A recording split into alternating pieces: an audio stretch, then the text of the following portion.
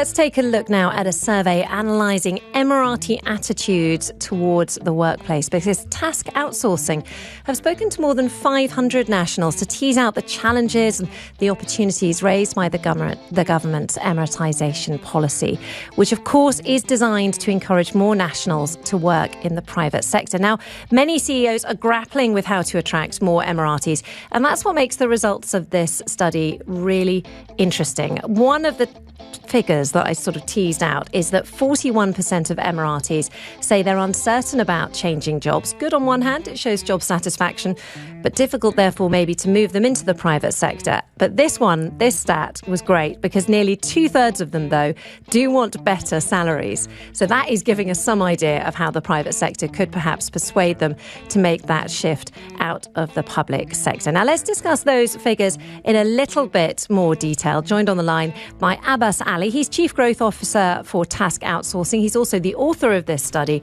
We also have on the line Ibrahim Al Sayegh, who is Group Head of Emiratisation Strategy and Planning at Al-Futtaim, of course, a company with many tens of thousands of employees. Gentlemen, welcome to the line. Lovely to have you with us.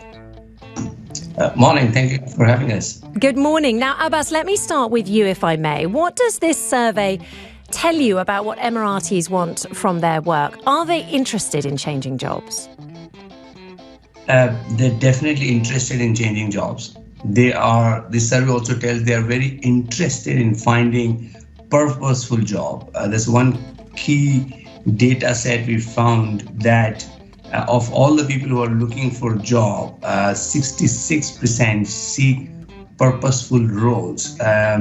Almost, as you said, 41% are uncertain, 26% are looking for a job in the next 6 months. So they all are very keen and they're interested in jobs. I think it's on the employers on how do we attract and retain, and there's some great insights around that. Yeah, so they want proper roles. They don't just want a name check, so to speak. I mean, Ibrahim, you employ thousands of people, so you'll need to hire thousands, potentially, of Emiratis under these new laws. Are you recognising any challenges in bringing people in? Good morning. Yes, I would agree with Abbas and the survey, the amazing survey and the insights that he got. Actually, yes, it's all about recognition. And with the younger generation, what they want to see is, a clear career path and clarity about the role that they have. What's next for them in the next 3 to 5 years? And this is what we've been facing and realizing for the past couple of months when we, attract more Emiratis, and especially graduates. All what they want to know and understand, what's next for me in the next 3 to 5 years. So based on that, we've changed a lot of Emiratisation policies, and the program itself was enhanced and developed in a way that, serves the purpose and meets their expectation. Yeah, you can hear there that really it is all about attracting this new generation of Emiratis into the private workforce. We hear a lot about young people wanting to have more opportunities when it comes to hybrid work or flexible work. Abbas, is that shown in your survey?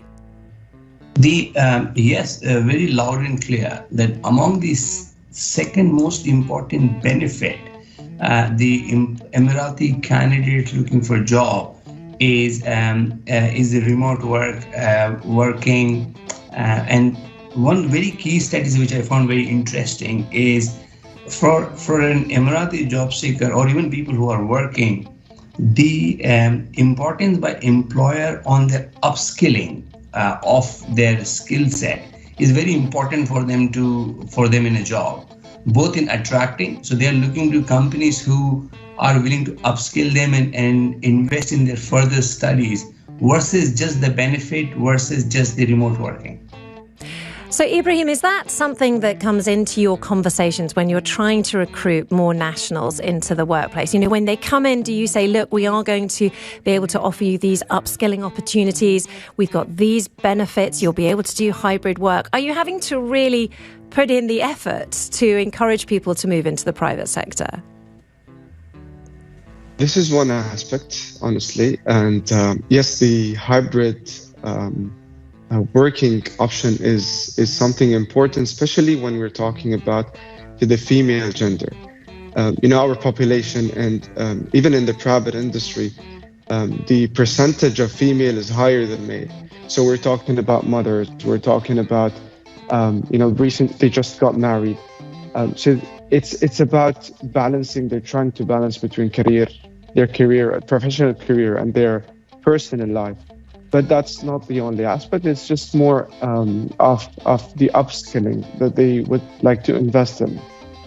Are you seeing the benefits of bringing more Emiratis into the company? Because obviously it's a legal obligation, but I mean, many of the companies that we've spoken to in the past here on the Business Breakfast say, yeah, we've got to do it, but actually it's working out well. It's good for our company.